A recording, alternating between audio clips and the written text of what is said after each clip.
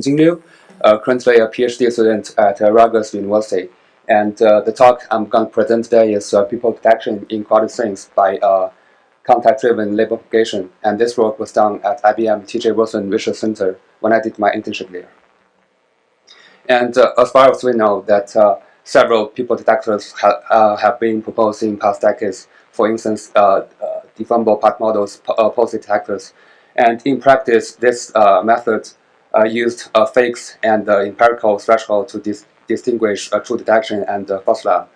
So, however, it is still very challenging to get a good trade-off between the true detections and false positives due to different human processes, partial occlusions, and clustered background.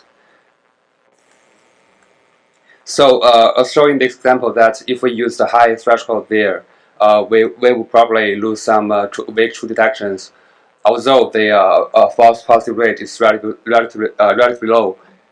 And if we use a lower threshold here, we can cover more detections, while you can see here it is very likely to bring in more false alarms.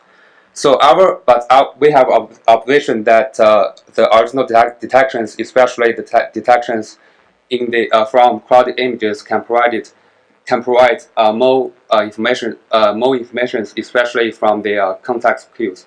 So the question here is, how can we come up a solution to leverage the up-level contextual cues and to assign more detection scores to weak detections, and meanwhile put more penalties to the false positives. So in this way, we can adapt for each input image. We can adaptively distinguish true detections and false positives rather than a fixed threshold. So in our approach, we considered 4 types of contextual interactions, which are scales, spatial overlap, as well as social interactions. So here we use body and head orientations to model the social interactions. And here we, such as following line, following crane, and facing to each other. So putting this context together, we construct a graph, namely a contact graph.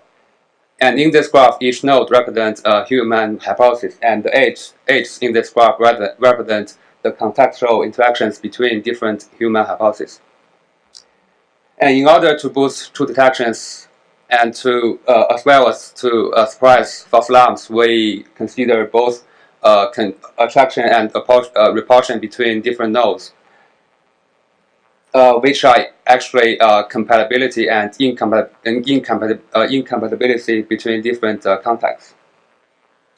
So through such a graph, given a strong detection, we can propagate positive potential to a weak true detection and penalties to a false alarm.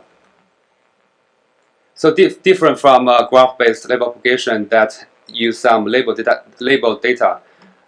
In the detection task, we don't have any label data. So here we propose a greedy-like algorithm to propagate the potential progressively. So showing this example, in the first iteration, we just pick up a human hypothesis with the highest detection score. And in the second iteration, we choose one human hypothesis with the largest potential change, which considers both the unit detection score and the potential is sent and received from other verified detections.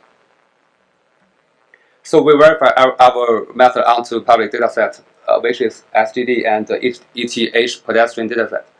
So our method outperforms DPM and POSIT detectors on the SGD dataset, and the operation points actually achieved very good trade-off between false alarm and true detections.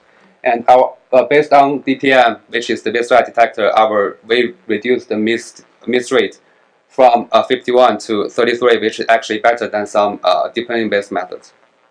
And you can also see some sample detections in this slide. And if you have more questions, please come to our poster session.